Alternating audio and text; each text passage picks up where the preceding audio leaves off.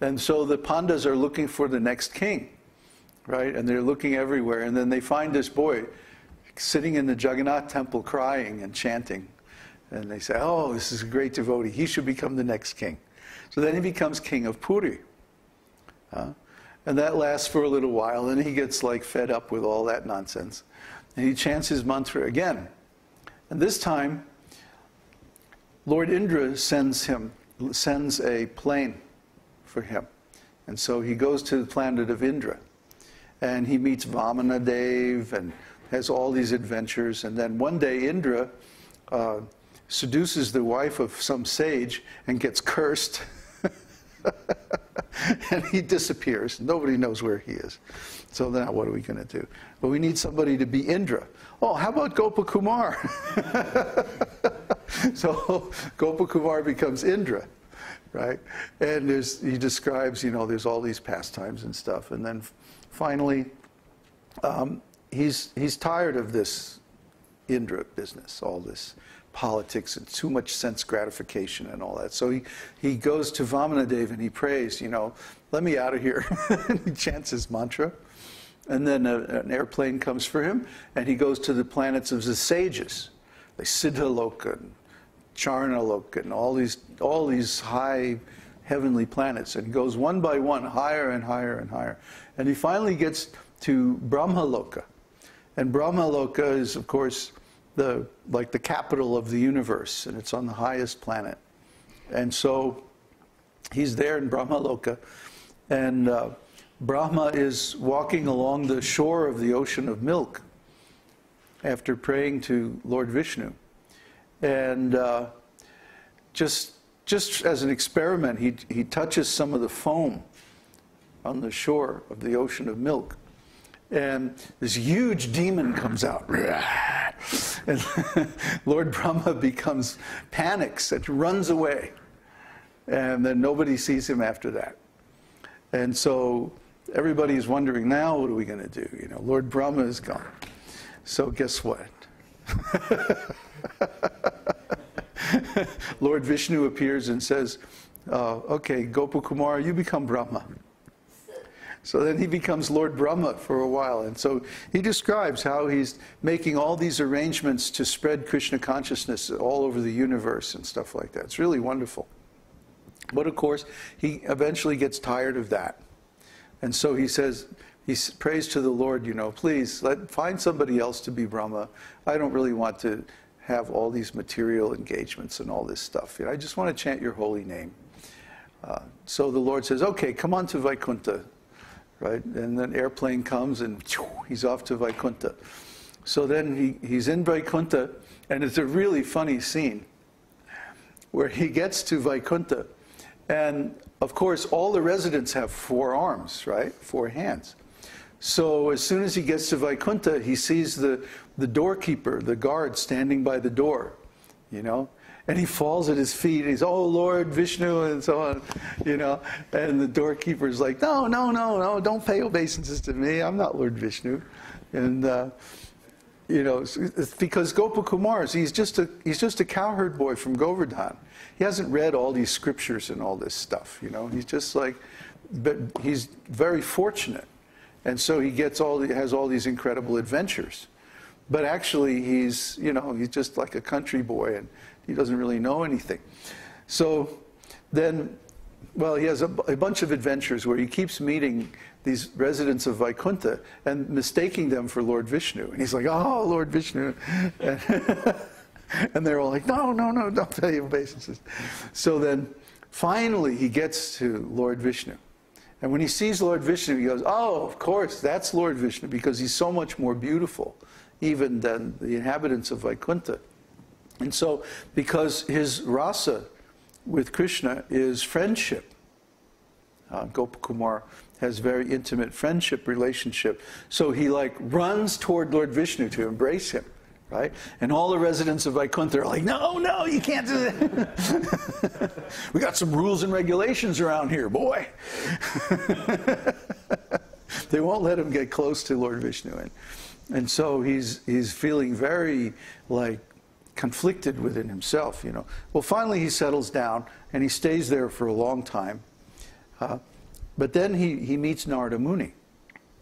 And Narada sits down with him and he says, Gopakumar, I've never seen a case like yours. This is very odd.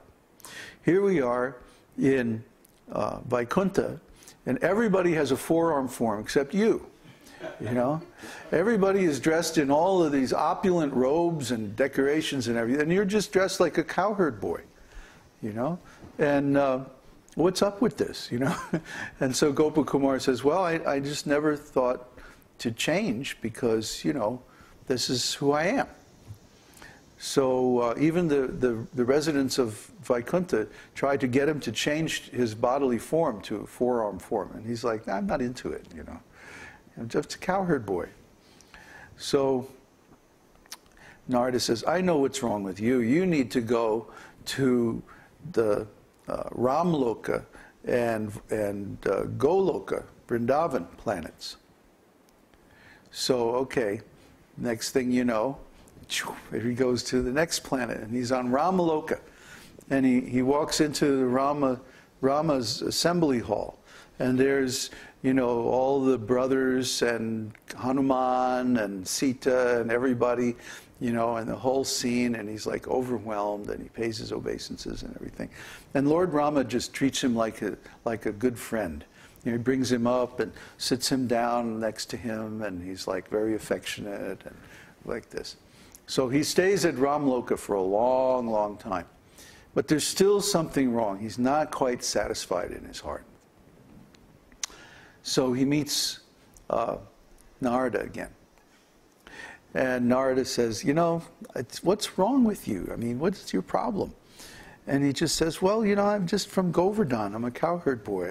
What can I say? I miss my intimate relationship with Krishna.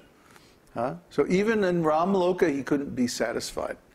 So then Narada sends him to Dvarka.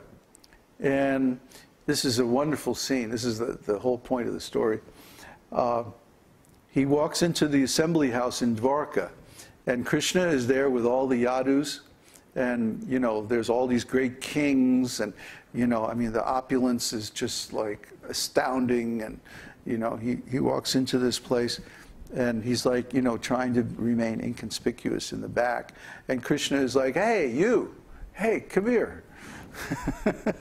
So he walks up, you know, Krishna brings him up, and he tries to pay his obeisances, and Krishna lifts him up and hugs him, and like this, and he's looking at him. You know, Krishna is all dressed up like a king, and all these robes and everything, and helmet and the whole thing, jewels and everything. And he's looking at Gopakumar, who's just dressed like an ordinary cowherd boy.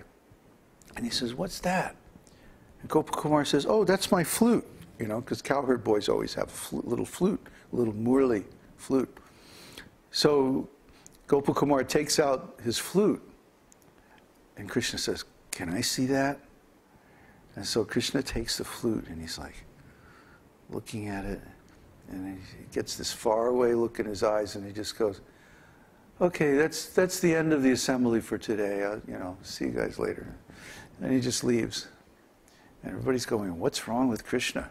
You know, so Krishna goes and locks himself in his room. And the next morning, he doesn't want to get out of bed. So all the queens are running around like, oh, what's wrong with Krishna? What are we going to do? And it comes time for the assembly, and like Krishna's like, you know, out of it. And so they go in, you know, like Uddhava, Krishna's secretary, like sneaks in the room, you know, and Krishna's like on his bed crying, and he's like all upset, you know. And Uddhava goes, I know what's wrong. Krishna misses Vrindavan. Okay, so they make this whole elaborate model of Vrindavan on the shore of the ocean. There's statues of Mother Yashoda, Nanda, cows, everything, right? And so they take Krishna. Krishna's like out of it. He's like, right? So they take Krishna to this place, and Balaram is there. Balaram and Gopakumar dress, you know, they dress up as cowherd boys. Well, Gopakumar is always like that. Balaram dresses up like a cowherd boy, and they dress Krishna like that too. And then Balaram starts going, hey, Krishna, Krishna, wake up. Come on, we have to go see Mother Yashoda about something, or something like this. And so Krishna wakes up and he sees Mother Yashoda, pays his obeisances like that. And then there's all these cows around and everything. And Krishna's very happy, right? And then gradually he looks across the ocean and he sees Dwarka. And he goes, wait a minute. What is this? Where am I? What's happening? And Balaram says, well, Krishna, actually you're a great king in Dwarka.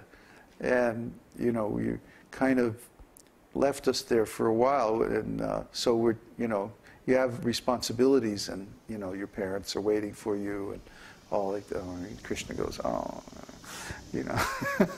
So finally, Krishna always wants to go back to Vrindavan. He's never really happy